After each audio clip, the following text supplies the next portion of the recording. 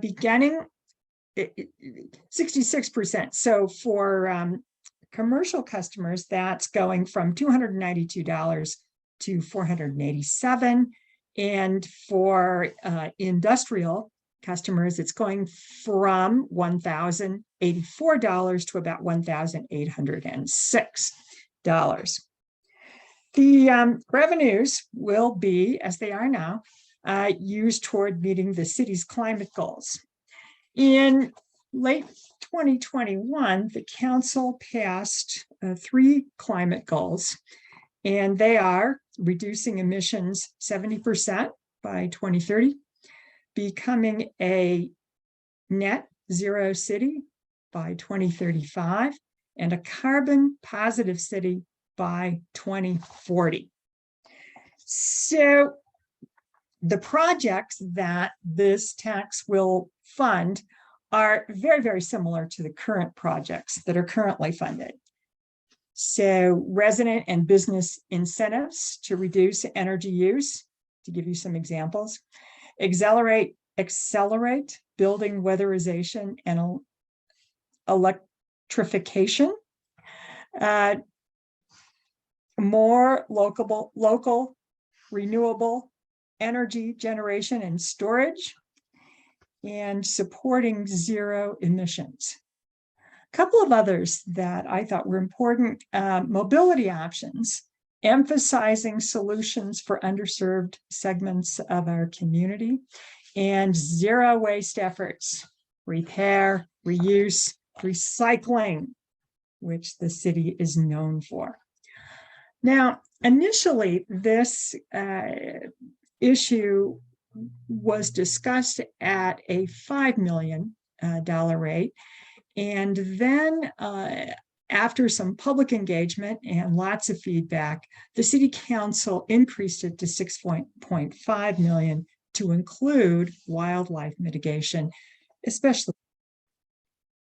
So that might include home risk assessments, education, that sort of thing, and incentives for more underground utility lines.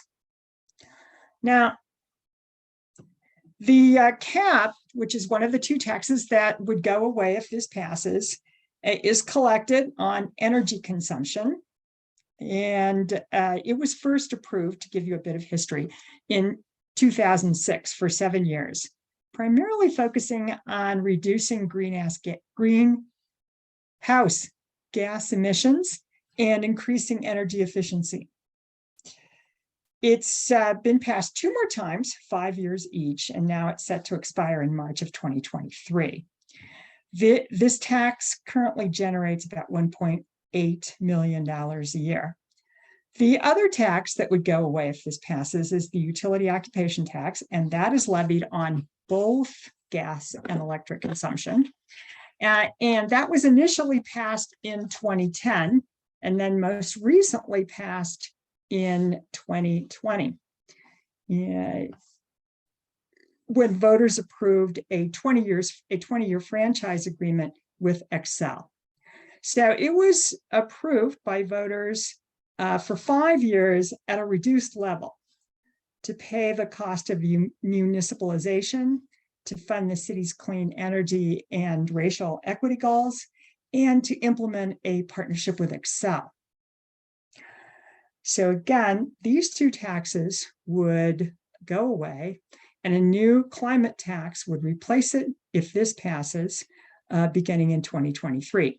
Those in favor of this proposal say that climate change is the biggest threat to humanity as we know it, and the lives of our future generations depend on addressing climate change now.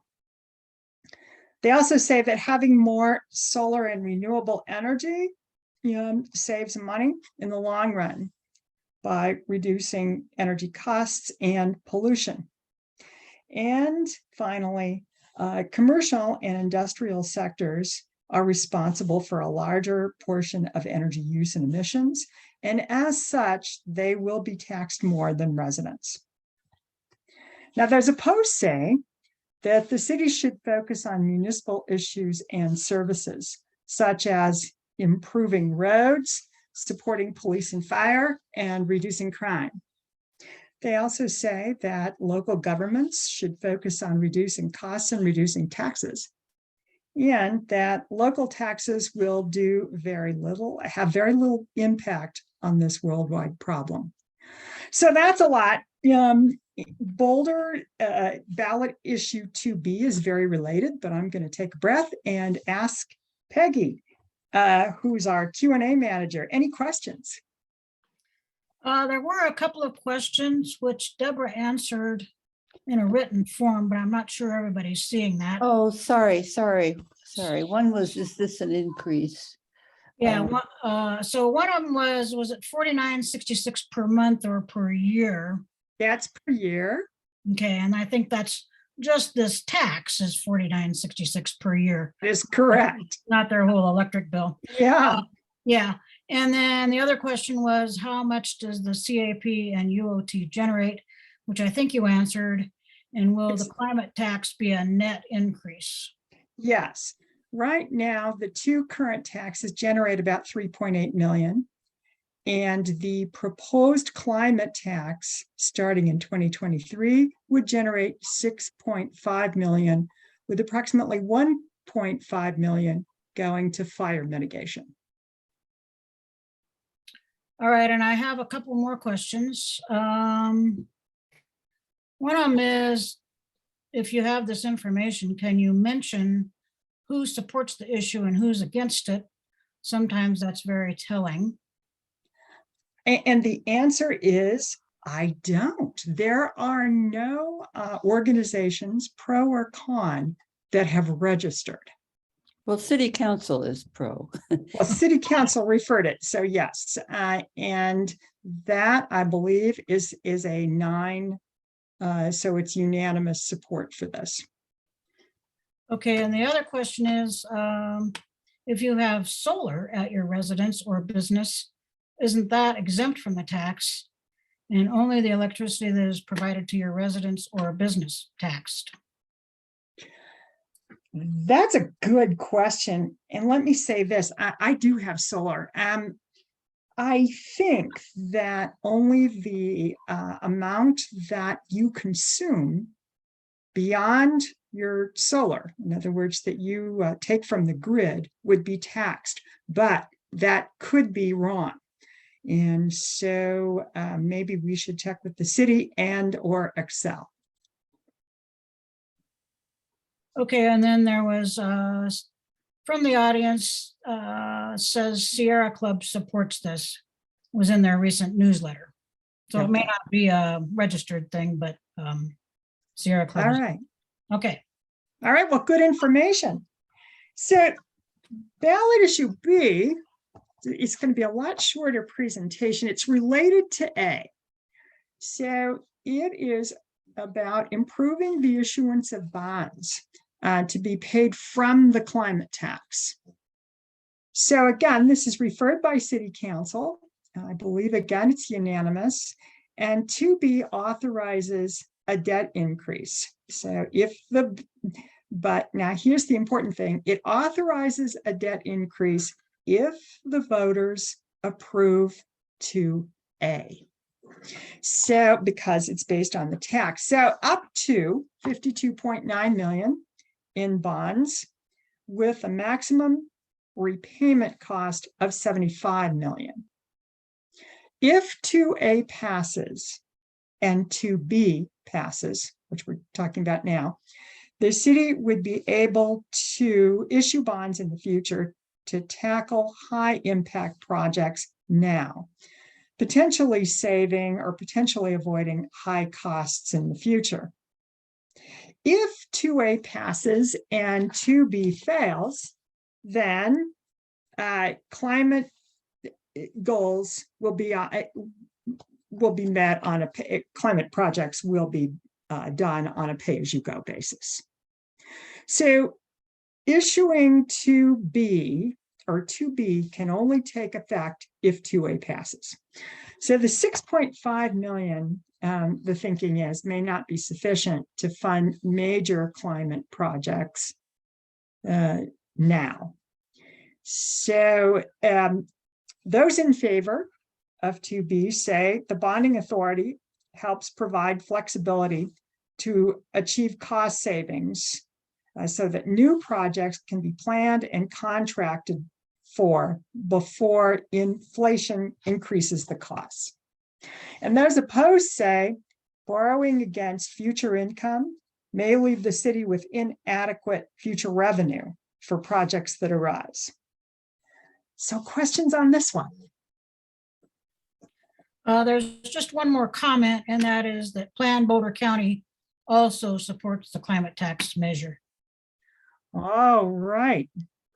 Well, thanks for the info. Okay, any other questions? If not, then I'm turning it over to Deborah Hayes to take you through the next three measures. Okay, thanks, Judy. Issue 2C is headed repeal of the library commission and tax if library district is created. This question from City Council proposes that if, only if, the library district proposal, which is on some people's county ballot, 6C, if that passes, then the assets of what is now the city library, Boulder Public Library, are acquired by the newly formed library district and managed by the library district. So if all that happens, do voters, is it all right with voters to take out the references to the city library from the city charter? And because we're a home rule city, voters have to approve any charter change. The proposed library district includes all of the city of Boulder and Gun Barrel, plus some precincts in unincorporated Boulder County.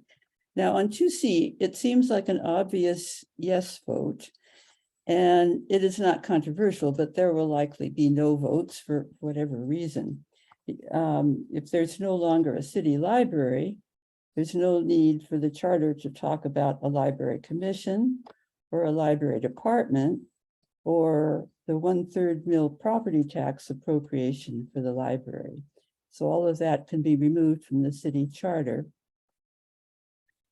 The 1/3 mill property tax is not exactly literally repealed. We've talked to the city attorney's office. What's repealed or removed from the charter is the requirement that the city council appropriate 1/3 of a mill of city property tax to the library. So we're not going to necessarily see our bills go down by 1/3 of a mill. We might, but the city council, we don't get itemized property tax bills, so the city council could use the money for something else. We also asked what happens if the district proposal does pass, but people vote no on 2C. Well, the answer is the district, transferring the assets to the district from the city to the district would take at least a year. So the city council would put something like 2C on the ballot again.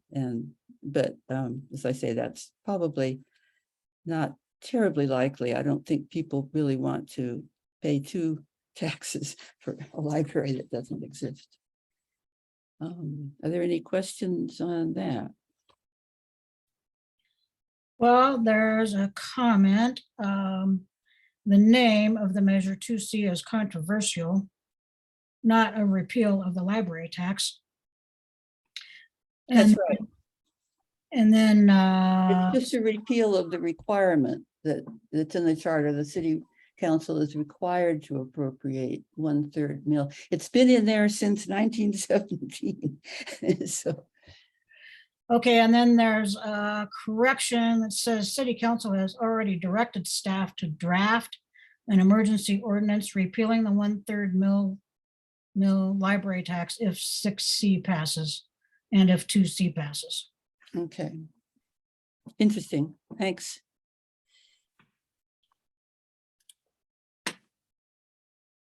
So should we go on to 2D? I think so. Charter clarification of candidate issues. This is also from City Council. It would amend sections 5 and 9 of the city charter, so that a person, well, I should start at the end.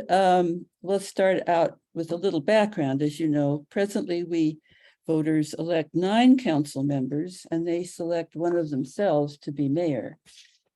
2 years ago, in November 2020, 78% of Boulder voters approved a ballot question to change the city charter to provide for direct election of the mayor beginning in November 2023, next year. So question 2D proposes further charter changes to clarify situations that could arise with the direct election of the mayor. So under the second bullet, first, a person may be a candidate for only one office at any election. For example, the 5 council members, the present council members whose terms expire in 2023 can run for either mayor or council, but not both. The 4 council members whose terms don't expire until 2025 can run for mayor in 2023, as they will not be running for council. The charter already says that if a sitting council member is elected and resigns the council seat, elected mayor, and resigns the council seat, the vacancy will be filled by the first runner-up among council candidates.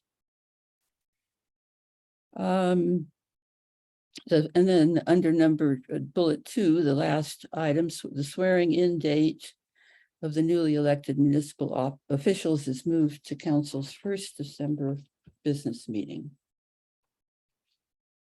So that's not controversial, but the rest is slightly controversial. Changing the swearing in date is just not controversial. Those in favor of 2D say that it simply adds some small provisions that were intended for the ballot language in 2020. They say if people are running for both council and mayor at the same time, voters will be confused. Candidates running for only one office will be disadvantaged. Non-incumbents may choose not to run. Also, running for 2 offices creates problems with the campaign finance laws. Could a person receive matching funds for 2 campaigns? Those opposed to 2D are mostly those who were really involved with the 2020 question. They say we should not be limiting the number of candidates for each office. The opponents say council should have thought through the campaign finance implications before putting 2D on the ballot. And they also say that, it would be better alternative to filling a vacancy to just elect our council members by approval voting, so people could vote for as many candidates as they like.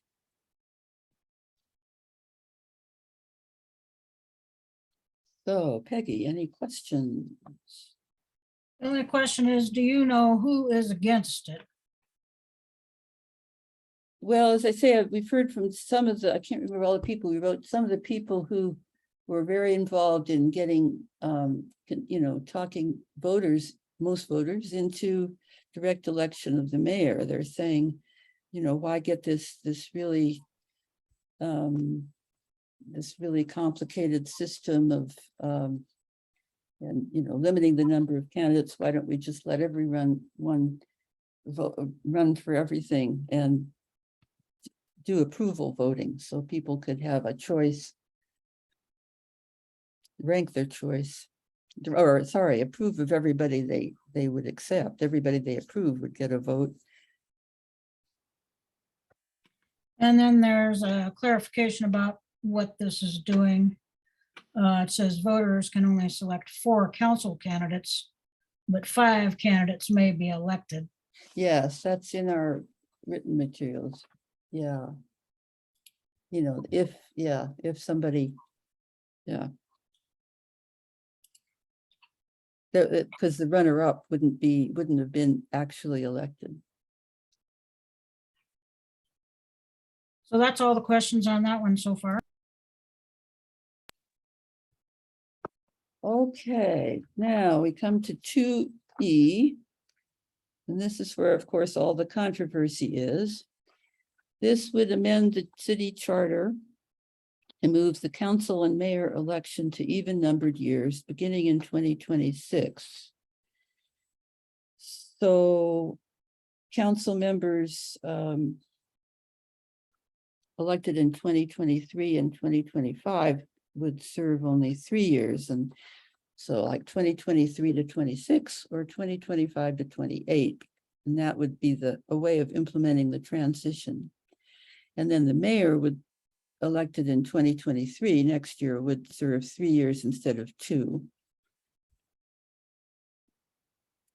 We would still have elections in odd numbered years for school board and ballot issues. I'll review 5 arguments on each side of 2E. We also had a public forum on this. The group advocating a yes vote calls themselves People for Voter Turnout. And their leaders include a council member. They argue first, well, they have 5 arguments. First, voter turnout increases in even year elections, and the electorate is much more diverse in even year elections. Number 2, city leaders deal with a range of important issues and should be chosen by a broader electorate that chooses our state legislators, our US senators and representatives, and our president. And 3, advocates of a yes vote say voter turnout in Boulder was much higher in 2018 and 2020 than in 2019 and 21. In the even numbered years, it was 82% and 90% respectively. In the 2 last odd years, it was 49% and 50% respectively. Fourth, by sharing the ballot with higher profile state and federal candidates, council and mayor candidates can gain attention and media coverage more effectively. And finally, number 5, other cities and states have seen increasing turnout in their municipal elections once they are moved to even numbered years. The group advocating a no vote is called Save Local Elections, and they have 5 arguments. Number 1, if the city moves to even year elections, the new voter turnout is expected to be largely young, but it is not known that it would increase diversity and voter turnout for other underrepresented groups. Some research indicates yes, some is inconclusive. Number 2, against 2E, if school board is the only candidate election in odd numbered years, voters may ignore that election. Number 3, volunteers for all the candidate elections in an even year would have to choose, and volunteers could be in short supply. Number 4, ballot fatigue is likely with a long ballot. Voters don't make it to the end. Voters' attention on local candidates will be distracted by the state and federal.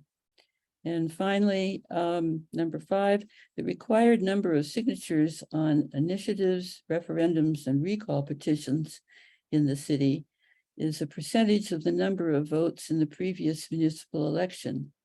So with the larger turnout expected, such a large number of signatures will be required on petitions that it will be difficult for a ballot initiative or a recall of an elected official to succeed. Council has not addressed this problem. So Peggy, over to you. Yes, there is one question so far. The county does not collect information on race or socioeconomic status. How can they say it would increase diversity? Yeah, that's a good question. I haven't read that the county is saying that.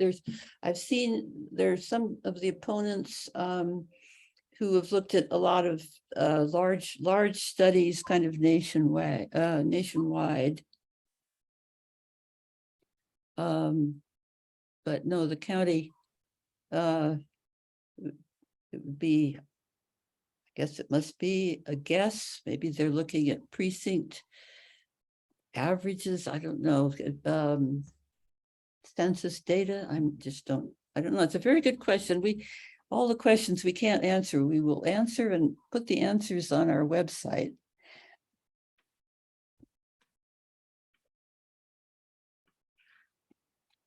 Anything else? That's all for that question. So now we wait. go, Here comes something. oops. Good. Oh, right. We don't verify the accuracy or the, yeah. Yeah. A good point. Yeah.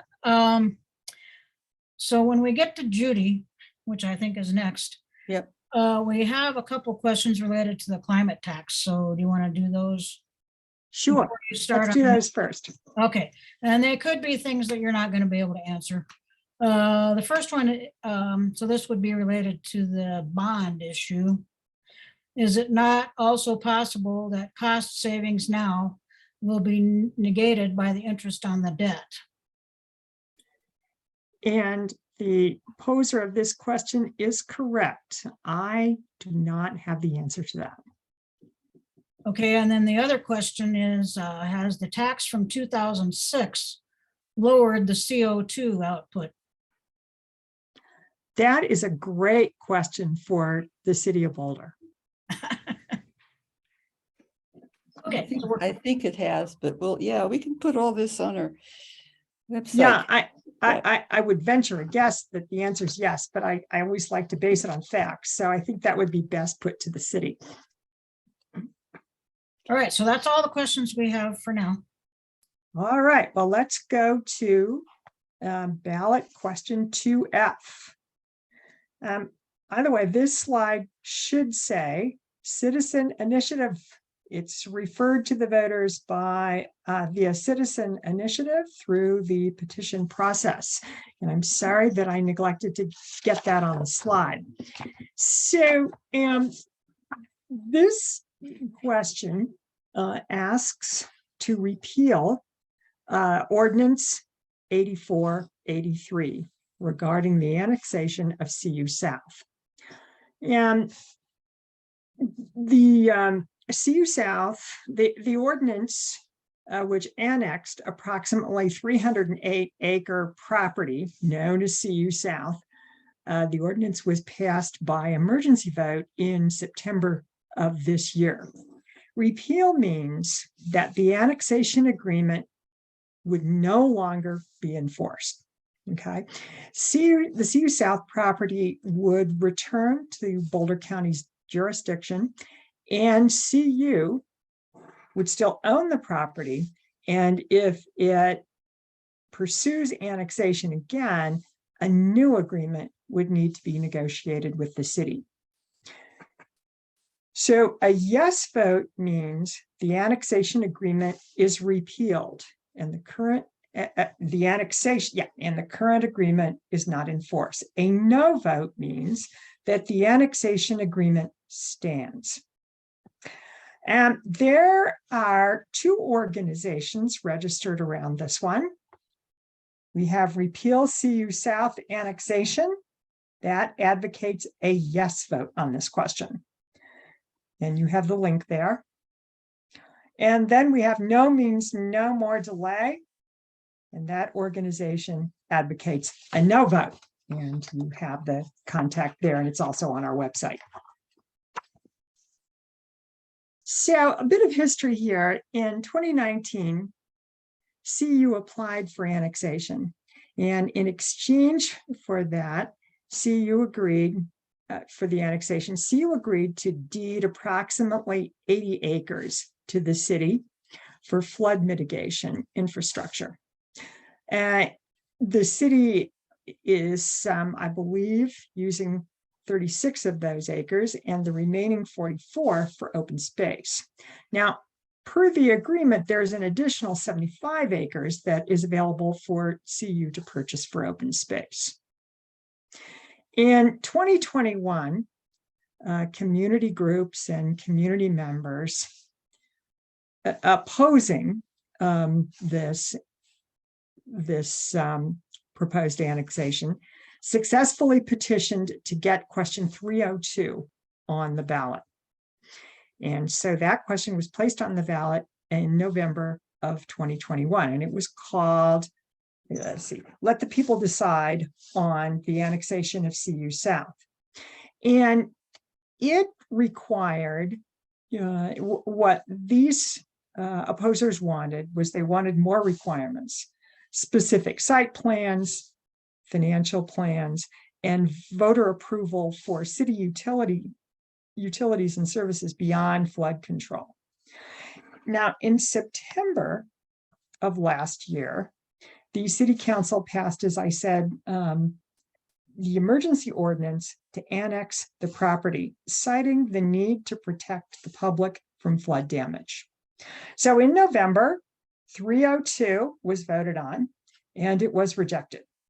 So the petitioners, the supporters of 302, now have referendum 2F on the ballot. And so the folks that are in favor of repealing this agreement say that Boulder needs an effective 500-year flood mitigation. And their view is that the annexation mandates an inadequate 100-year flood mitigation, and developing CU South prevents flexible responses to larger climate change induced by floods. CU's mandated flood mitigation design risks groundwater disruption and destruction of wetlands in the city's open space on both sides of US 36. Annexation would disrupt rare tall grasses, prairie habitat, and destroy threatened species in South Boulder Creek's floodplain. They also say that CU will build 1,100 housing units for students and employees, not for Boulder residents. And in addition, that they could build 750,000 square feet of non-residential construction, whose users would aggravate Boulder's housing shortage, destroy the floodplain environment, and would affect traffic. And CU's development would greatly increase traffic, say the folks in favor of this. Finally, they say that CU is not required to pay their fair share of the annexation costs, and that the increased costs of flood mitigation would be paid for by an increase in residents' utility bills. Now, the opposers, who are saying no to the repeal of this agreement, say that the annexation agreement assures 80 acres to be used for flood mitigation and for a 100-year flood. They say that increasing the flood wall can contain a 500-year flood was a concept that was rejected by FEMA, CDOT, Colorado Department of Education, or Transportation, Army Corps of Engineers, and the city's Open Space Board. So without annexation, the opposers say, there is no flood protection. 2,300 families, neighborhoods, and US 36 remain in severe risk for the next flood. The agreement provides the city with 119 acres of permanent open space, wetland preservation, and public access. And the annexation agreement allows development only outside the floodplains and within city guidelines.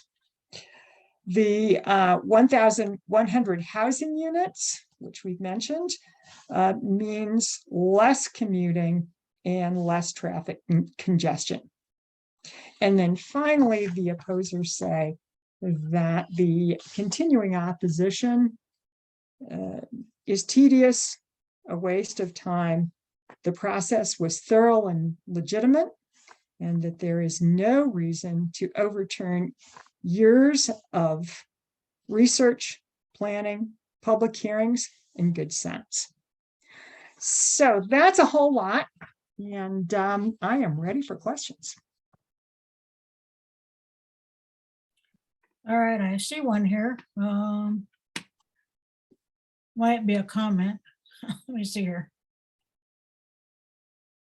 While she's reading through, let me just emphasize that there are two established organizations, and you may wish to contact either one or both of them to get more information.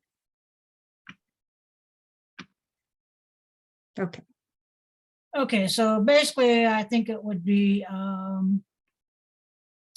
don't know. Okay, I'll just read it and see what it says. All right, since 2013, CU has held the city hostage by not cooperating to allow the city to do any flood mitigation. Supporters of 2F, so supporters of the repeal, believe a much better deal can be negotiated.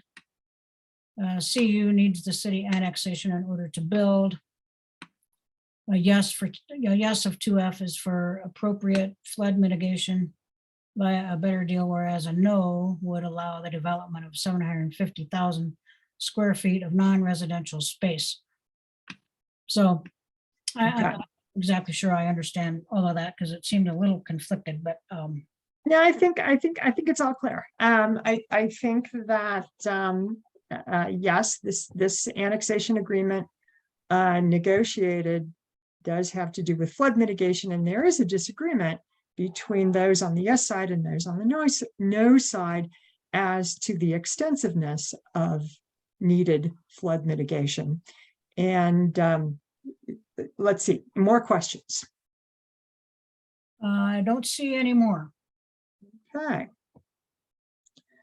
Well, all right. If that is the case, and if there are no more questions on any of the other ordinances, I'm sorry, the other measures that we covered, then I'm turning it back to Elizabeth Crow, who is our League of Women Boulder County president, for closing remarks. Thank you, Judy, and thank you for everyone who has come to the session today. We have a lot of nonpartisan election information for the League of Women Voters available online in English and in Spanish at lwvbc.org. And you can see on the screen here is just a screenshot of one of the pages on our website that this is the place where you will also be able to find the written versions of the ballot issue pro-con presentations that our team members have shared today. We also have an event calendar at LWVBC that includes our election ballot issue presentations, candidate forums, which are starting on Tuesday of this week, and lots of voter outreach events. If you need more information in writing, need to register to vote, need to update your voter registration, anything you need, our team members at those events will be able to help as well. So Elizabeth, there is a question that you can probably answer. Will the LWVBC be taking any positions on any of these issues? Great question. We actually do take positions on ballot issues. We only release those positions after the completion of our candidate forums, which will be toward the end of October. We still have candidate forums taking place through October 25th. And so after that point, we will be able to share our organizational positions on these ballot issues. And just to note that when we do that, we either support, we oppose, or we remain neutral. And many times a neutral position only means that we don't have an organizational policy that guides a decision whether to support or oppose. That happens a lot. And so it's not a statement that we don't think the issue is important, but rather we have to consult with our national and our state and our local organizational positions on a wide range of issues in order to determine whether or not we can support or oppose a local or a county or a state issue. But all that is to say that we will be publicizing the organizational positions for the league after the completion of candidate forums later this month. Thanks for that question. The vote411.org website has information. Again, all that we've been talking about so far, our candidate forum information, questions and answers with candidates, all in Spanish and in English, and all available to the public at any time. It looks like there's another hand raised there. If you have a question, if you don't mind putting it in the Q&A, and then we can answer it that way. Thank you again to our 2022 election season sponsors that include Elevations Credit Union, High Plains Bank, Christine's, the Big F Restaurant Group, Joanne Silverstein, the Simmons Family Fund, and other generous donors. And we also thank the Boulder County Bar Association Foundation for its support of our ballot issue team. We appreciate all of your contributions to make sure that Boulder County has access to accurate, trustworthy, and nonpartisan election information. We have a question that looks like about CU annexation, if you don't mind jumping back to you, Judy. Yeah, it says which orgs weigh in on the CU annexation. And I think you had the pro and the opposed. Yes, there are two organizations that registered. Can we get that slide back up? Sure.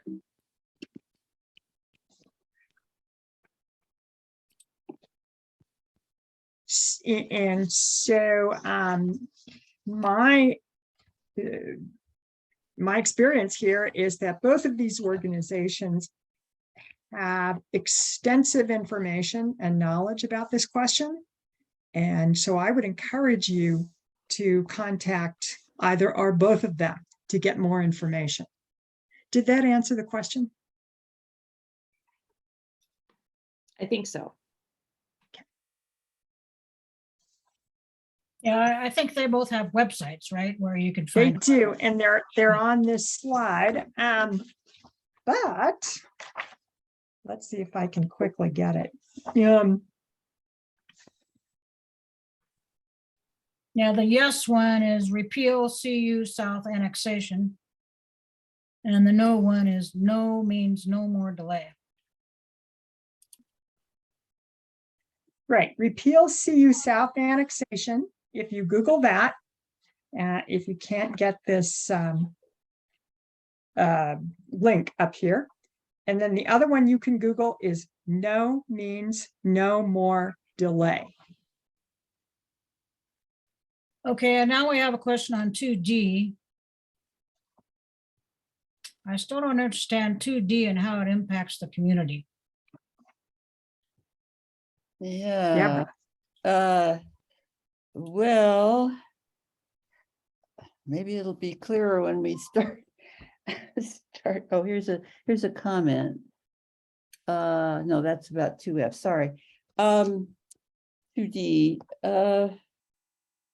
Well, when we start voting directly for mayor, and instead of voting for 5 council members, we'll vote for 4 council members and the mayor separately, then it'll probably be clearer. And in next year, so our council members, I mean, do you want to look at the ballot and see that some people are running for mayor and council, and you try to think, well, how, what do I do? Do I want them for both office? I'm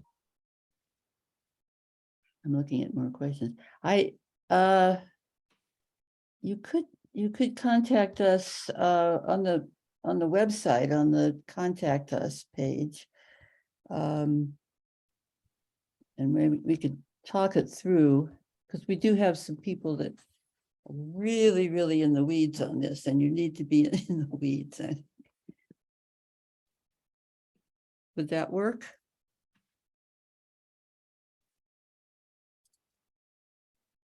I think that's going to have to do it. So a comment about recommend using the websites on the annexation, as both groups are very passionate. And then there's a question about voter registration. That's not really our group today, but it's about somebody that if they can register to vote in Boulder, if they have a house in Boulder and one in Mississippi. And what would be the determining factor of where to register? Which realizes she can only vote in one location. My understanding is that it's the length of time that you spend. But it could also be where you are at the time of the election. I guess I would suggest asking the county clerk.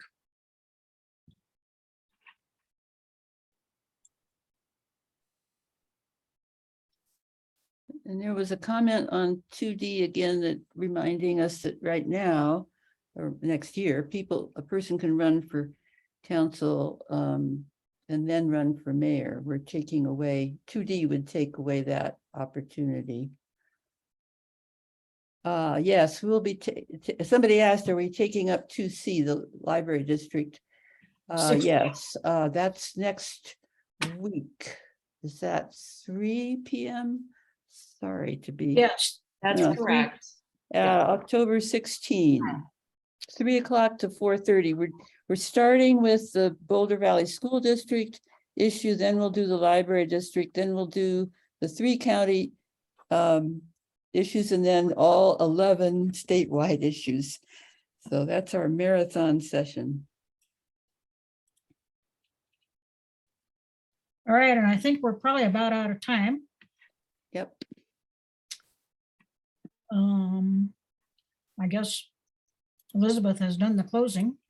Almost, just Okay, one all more right. little bit. Okay, all right. One more little bit. And so just to note, and we just had Peggy and Deborah just address this, that our next ballot issue presentation will be on October 16 at 3 p.m. And that is for the state, county, and BVSD ballot issues. And again, written descriptions of each of these and other ballot issue pro-con analyses. And then later on in October, also the league's own positions on these ballot issues will be available on our website and at Vote 411. A recording of this ballot issue presentation will be available on the League of Women Voters of Boulder County YouTube channel. And that link will be posted on our website at vote411.org and our Facebook page. And that will be available for viewing in perpetuity, or at least until November 8. The League of Women Voters of Boulder County works throughout the year to defend democracy and empower voters. If you want to lend your time and skills to encourage civic engagement for all people, perhaps in the future, even joining our ballot issue team to do this research and help share it in a nonpartisan manner, please feel free to join us. And with that, if there are no other questions, I think we're all set. Thank you, everybody.